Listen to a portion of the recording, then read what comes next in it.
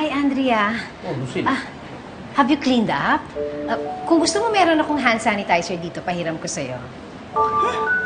In fairness, laging handa. Parang Girl Scout lang. Only 4 times older. Am I talking to you? Sorry po.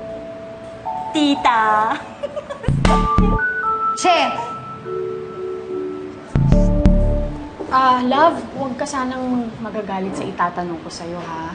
Wala kasi akong ibang kinain buong hapon kundi yung brownies na binigay mo. Ano bang meron sa brownies na yun? Kasi feeling ko yun yung dahilan kung bakit sumakit yung tiyan ko. I don't know.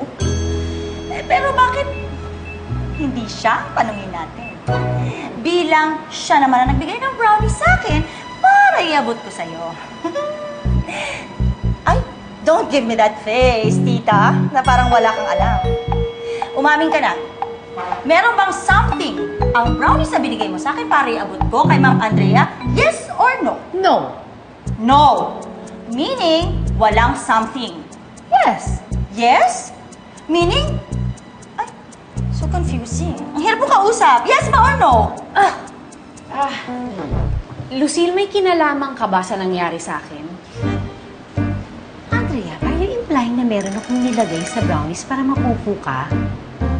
Ganyan na ba talaga kasama ang tingin mo sa akin, ha? Nagpapaka-friendly na nga ako, pagkatapos ako pa rin ang kontrabida? Oh, well, ikaw ba naman na magkaroon ng pangalan na Lucille? It's really so contrabida sounding. Gusto ko lang naman malaman ng totoo. Okay, you want the truth? Kakainin ko yung brownies para ma-prove ko sa'yo na hindi kasalanan ng brownies kung bakit ka nagkaroon.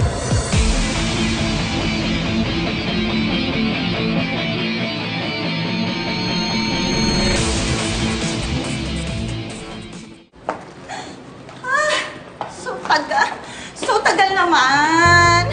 May yoga appointment pa ako eh. Pwede ba? Can you just text me pag na-poop ka na? Hindi, diyan ka lang. Chill. Chill, tita. Init ang ulo mo. Masama sa'yo yan. Ang edad. Chill. May isang oras na lumipas, wala nang sumakit ang tiyan ko. Oh, so naniniwala ka na. Oh, wala pa rin nangyayari sa akin. So ano, sisihin pa rin natin yung brownies.